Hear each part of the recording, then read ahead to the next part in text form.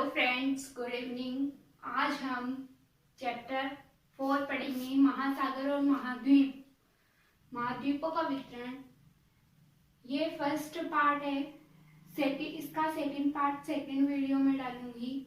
तो हम सबसे पहले इस चैप्टर का सारांश देखते हैं कि हम इस चैप्टर में किस किस बारे में पढ़ेंगे। महासागरों एवं महाद्वीपों की उत्पत्ति के बारे में पढ़ेंगे, जिसमें हम पढ़ेंगे कि महासागरों और महाद्वीपों की उत्पत्ति किस प्रकार हुई। फिर हम पढ़ेंगे महाद्वीपों का विस्थापन, यानी कि एक स्थान से दूसरे स्थान तक कैसे विस्थापन होता है। और फिर हम पढ़ेंगे प्लेटों का विवरण, यानी प्लेटें क्या होती है। तो हम सबसे पहले स्टार्ट करते हैं महाद्वीपीय विस्थापन सिद्धांत। सर्वप्रथम महाद्वीपीय विस्थापन सिद्धांत में हम देखते हैं कि महाद्वीपीय विस्थापन सिद्धांत किसने दिया तथा कब दिया। तो अल्फ्रेड वेगनर, जो कि एक जर्मन मौसमविद वैज्ञानिक हैं, उन्होंने सन 1912 में दिया। यह महाद्वीप अकेले भूखंड से जुड़े हुए थे एवं महाद्वीपीय विस्थापन सिद्धांत जो है महाद्वीप एवं महासागरों के वितरण से संबंधित है। एवं यह वेगनर के अनुसार आज के सभी महाद्वीप इस भूखंड के एक हिस्से में हैं, यानी कि ये अकेले भूखंड से जुड़ा हुआ है। भूखंड यानी भूमि का एक विशेष टुकड़ा या विशेष हिस्सा जिससे महाद्वीप जुड़ा हुआ है। तो वेगनर का कहना है कि सभी महाद्वीप, यानी कि आज के जितने भी महाद्वीप है, वे सब महाद्वीप इस एक भूखंड के हिस्से से जुड़े हुए हैं तथा ये एक बड़े महासागर में घिरा हुआ है। फिर उन्होंने बताया कि जो बड़ा महासागर था उसका नाम पेंथलासा दिया गया, जिसका अर्थ होता है जल ही जल। और जो बड़ा महाद्वीप था उसको पेंजिया नाम दिया गया, जिसका अर्थ होता है हमारी संपूर्ण पृथ्वी। तो आज से लगभग 20 करोड़ साल पहले की बात है, जब इस बड़े महाद्वीप पेंजिया का विभाजन शुरू हुआ और विभाजन के साथ साथ में इसे दो भागों में बांटा गया। पहला भाग लारेशिया, जो कि उत्तर की ओर है, और दूसरा भाग गोंडवानालैंड, जो कि दक्षिण की ओर है। तो जो हमारा पेंथलासा है वह क्या है, जल ही जल है, यानी कि महासागर है। और जो हमारा पेंजिया है वह क्या है, हमारा महाद्वीप है, हमारी पृथ्वी है। और उसमें जो पेंजिया है, पेंजिया को दो भागों में बांटा गया, एक लारेशिया और एक गोंडवानालैंड। लारेशिया जो है उत्तर दिशा की तरफ है, गोंडवानालैंड जो है दक्षिण दिशा की तरफ है। तथा ऐसे ही धीरे धीरे अनेक हिस्सों में बट गया। लोरेशिया के बाद और गोंडवानालैंड के बाद अनेक टुकड़े होते गए, अनेक अन्य प्रकार के महाद्वीप बनते गए।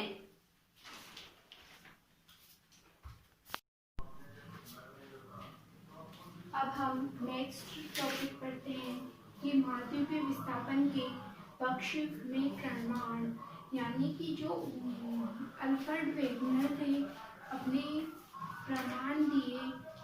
अल्फ्रेड वेगनर ने महाद्वीपीय विस्थापन सिद्धांत के बारे में बताया। तो कुछ वैज्ञानिकों के मतों के अनुसार ये पता चलता है कि जो अल्फ्रेड वेगनर ने विस्थापन के सिद्धांत दिए वह गलत साबित किए गए। तो अल्फ्रेड वेगनर ने इसे सही साबित करने के लिए महाद्वीपीय विस्थापन के कुछ प्रमाण दिए, जो कि इस प्रकार है। तो सबसे पहले है महाद्वीप में सामने, यानी कि दक्षिण अमेरिका व अफ्रीका, जो हमारा दक्षिण अमेरिका और अफ्रीका है कि आमने सामने की तटरेखाएं एक समान है। जैसे कि ये हमारा दक्षिण अफ्रीका है कुछ इस प्रकार, और ये हमारा अफ्रीका है। तो इसके आमने सामने की तटरेखाएं, यानी कि आमने सामने की तटरेखाएं जो कि एक समान है, आपस में मिलती जुलती हैं। 1964 में वुलर्ड वैज्ञानिक जो थे, उन्होंने एक कंप्यूटर प्रोग्राम की सहायता से अटलांटिक तटों को जोड़ते हुए एक मानचित्र तैयार किया, वह बिल्कुल सही साबित हुआ कि महाद्वीपीय विस्थापन सिद्धांत जो है वह सही साबित बताया गया। सेकंड टॉपिक है महासागरों के पार चट्टानों की आयु में समानता, यानी कि महासागरों के पार जो चट्टानें थी उनकी मतलब जो दक्षिण अमेरिका की चट्टानें थी और अफ्रीका की चट्टानें थी, उन दोनों की चट्टानों की आयु में कुछ ज्यादा फर्क नहीं था, दोनों की आयु समान थी। तो उसमें रेडियोमेट्रिक काल निर्धारण से पता लगाया गया।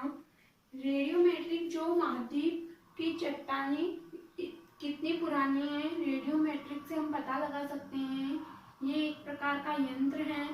तो इससे सीमा आयु यानी कि चट्टानों की आयु का काल निर्धारण, इस विधि से महाद्वीपों की चट्टानों के निर्माण का समय आसानी से माना जा सकता है कि 200 वर्ष पुरानी शेल एक पट्टी ब्राजील के तट और पश्चिमी अफ्रीका के तट पर मिलती है, यानी कि 200 वर्ष पुरानी शेल यानी कि जो एक चट्टानें वगैरह होती है उनका एक समूह है, एक पट्टी ब्राजील की, यानी कि दक्षिण अफ्रीका में जो ब्राजील है वहाँ ब्राजील के आसपास और पश्चिम अफ्रीका के तट पर दोनों की जो चट्टानें हैं वो आपस में मिलती जुलती दिखाई देती है और उनसे उन दोनों को देखने पर यह पता चलता है कि दोनों चट्टानों की आयु लगभग सेम है, समान है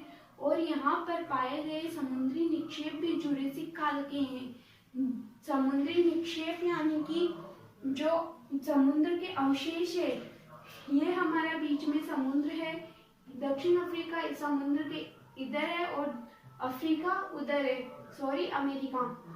तो जो बीच में समुद्र है, समुद्र बहते हुए दक्षिण अमेरिका के किनारे पे और अफ्रीका के किनारे पे समुद्र के द्वारा बहते हुए यहाँ जमाव के कारण अवशेष जो हैं वो उन अवशेषों से भी पता चलता है कि हमारे जो समुद्री निक्षेप या अवशेष है वह भी जुरेसिक काल के हैं।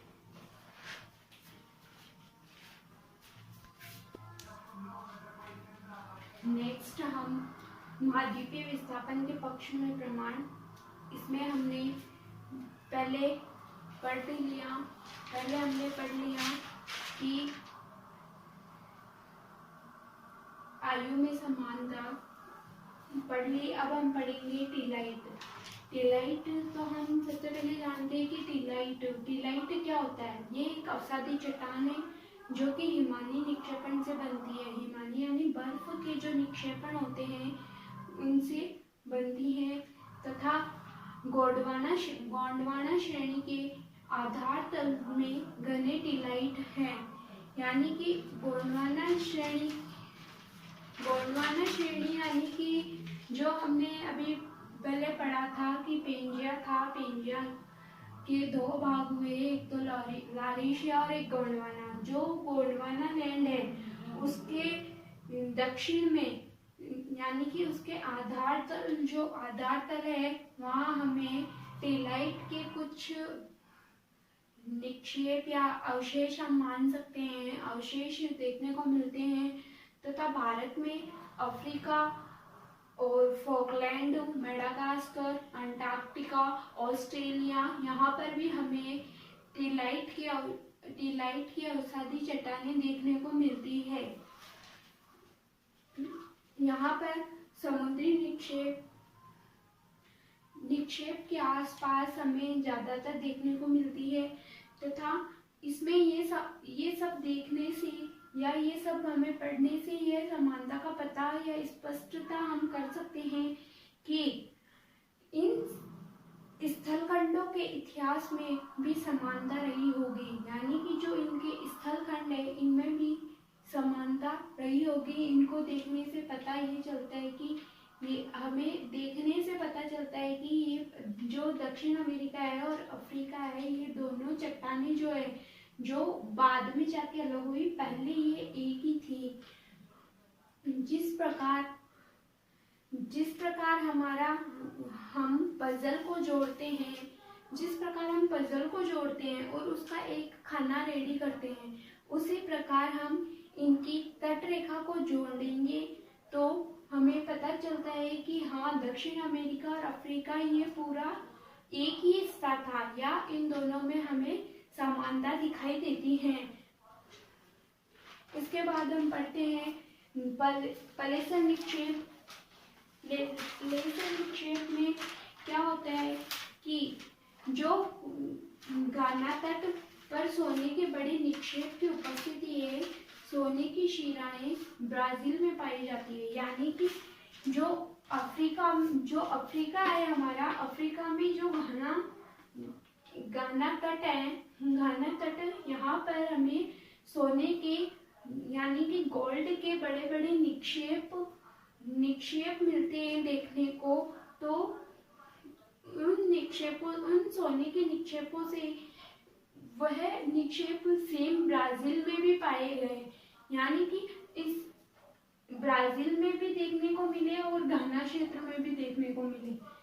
ब्राजील यानी कि हम ब्राजील को अपना उद्गम क्षेत्र मानते हैं, तो घाना हमारा निक्षेप क्षेत्र हुआ। यानी कि ब्राजील सोने के निक्षेप ब्राजील का जो पठार है उस समय निकले होंगे जब ये दोनों महाद्वीप एक दूसरे से जुड़े होंगे। यानी कि जब ये महाद्वीप और ये महाद्वीप ये दोनों एक दूसरे से जुड़े, तब ब्राजील में सोने का जो पठार है वो हमें देखने को मिलता है। यानी कि हम मानते हैं जो सोने का पठार है या सोने की निक्षेप है वह ब्राजील से है। उसके बाद जो घाना है, घाना तट जो है, वहाँ हमें इसके निक्षेप देखने को मिलते हैं। उसके बाद हम पढ़ते हैं जीवाश्मों का वितरण। यानी कि जीवाश्मों का वितरण यानी कि ऐसे कौन कौन से जीवाश्म थे जिनको देखने से भी ये पता चलता है कि हाँ, रियलिटी में दक्षिण अमेरिका और अफ्रीका ये दोनों जो महाद्वीप थे पूरा बड़ा एक ही महाद्वीप था। तो लेमूर नामक जीव जो कि भारत में मिला, इसके अलावा अफ्रीका, मेडागास्कर में भी इसके जीवाश्म हमें देखने को मिलते हैं। अफ्रीका में भी इसके अवशेष मिले हैं। अफ्रीका के अलावा मेडागास्कर में भी इसके जीवाश्म देखने को मिलते हैं। इसके अलावा मेसोसोरस नामक जो कि रेंगने वाला जीव होता है वह ब्राजील और अफ्रीका के तट पर भी मिला है। तो हमें इससे साफ तौर पर स्पष्ट होता है कि दक्षिण अमेरिका और अफ्रीका जो थे एक ही महाद्वीप थे आगे चलकर। यानी कि महाद्वीप यानी कि महासागर जो है हमारा, उसमें हलचल हुई या हम कुछ हलचल होने की, या जब एक प्लेटें एक स्थान से दूसरे स्थान एक दूसरे से टकराने के बाद एक स्थान से दूसरे स्थान चल जाती है, या दोनों एक दूसरे से बीच में से अलग हो जाती है।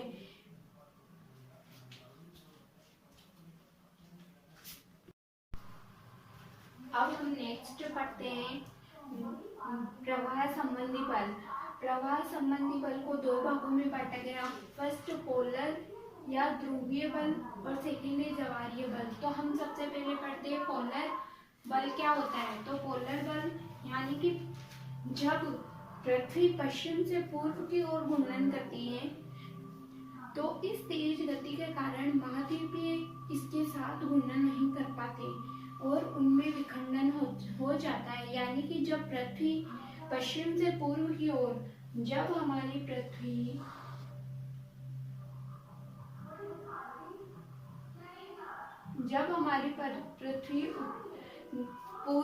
पश्चिम से पूर्व की ओर जब घूर्णन करती है, इतनी स्पीड से घूर्णन करती है कि हमारे जो महाद्वीप है वह पृथ्वी के साथ साथ नहीं घूम पाते हैं, इसलिए धीरे धीरे महाद्वीपों में विखंडन होता रहता है और विखंडन होने के कारण वह एक दूसरे से बीच में से अलग हो जाते हैं। नेक्स्ट आता है ज्वारीय बल। तो ज्वारीय बल का होता है कि बहुत से वैज्ञानिकों ने अपने मत के अनुसार बताया है कि जब चंद्रमा और सूर्य के आकर्षण से संबंधित, जिसके कारण महासागरों में ज्वार आते हैं, यानी कि जब चंद्रमा और सूर्य के आकर्षण बल से जब महासागरों में ज्वार उत्पन्न होता है तो दो चट्टानें आपस में अलग हो जाती हैं, यानी कि पानी के ऊपर नीचे खिसकने से या पानी के ऊपर नीचे खिसकने की वजह से महाद्वीप अलग अलग हो जाते हैं। लेकिन वैज्ञानिकों ने ऐसा इनकार किया है। कुछ वैज्ञानिकों ने ऐसा माना है, लेकिन कुछ वैज्ञानिकों ने ऐसा इनकार किया है कि ऐसा नहीं होता। इस प्रभावशाली बल के कारण विस्थापन होता है, नहीं होता। लेकिन बहुत से वैज्ञानिकों ने ये भी माना है कि जब ज्वार भाटा आता है तो ज्वार भाटा आने के कारण दो प्लेटों का या चट्टानों का या फिर महाद्वीपों का आपस में खिसक जाना, एक दूसरे से अलग हो जाना इस प्रकार। लेकिन कुछ वैज्ञानिक नहीं मानते कि केवल ज्वार भाटा उत्पन्न होने से ही आपस में चट्टानें अलग हो जाती है या महाद्वीप अलग हो जाते हैं।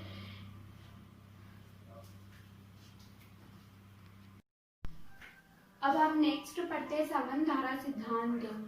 1930 के दशक में आर्थर होम्स जो वैज्ञानिक थे, उन्होंने प्रवाह संबंधी बलों की व्याख्या पेश की। प्रवाह संबंधी बल जो हमने पहले पढ़े, पोलर बल और ज्वारीय बल, उनके बारे में व्याख्या पेश की है कि पूरे मेंटल यानी कि जो हमने पिछले चैप्टर में पढ़ा था पृथ्वी की आंतरिक संरचना में, कि भूपर पट्टी के नीचे का भाग जो है वह मेंटल कहलाता है। तो उस मेंटल में रेडियो एक्टिव तत्व पाए जाते हैं जो कि इतने क्रियाशील होते हैं कि मेंटल में इन तत्वों की ताप भिन्नता के कारण संबंधधाराएं चलने लगती है। यानी कि जैसे कि हमने पढ़ा, हम जितना गहराई में जाएंगे उतना ही हमारा ताप बढ़ेगा और हम जितना ही ऊपर की तरफ जाएंगे हमारा ताप घटेगा। तो इस कारण प्लेटों में संचलन होता है, यानी कि जब संबंधधाराएं चलती है तो प्लेटों में संचलन होता है। प्लेटें यानी कि जो विशाल चट्टानों के टुकड़े हैं वह भी चलने लगते हैं। इसी कारण महाद्वीपों का प्रवाह होता है, यानी कि जब प्लेटें चलती हैं तो महाद्वीप भी चलते हैं। Thank you so much. हम नेक्स्ट वीडियो में पढ़ेंगे, अभी चैप्टर बाकी है हमारा। ये फर्स्ट पार्ट है। सेकंड पार्ट में हम महासागरों के बारे में तथा प्लेट विवर्तन के सिद्धांत के बारे में पढ़ेंगे। Please share and subscribe. Thank you so much.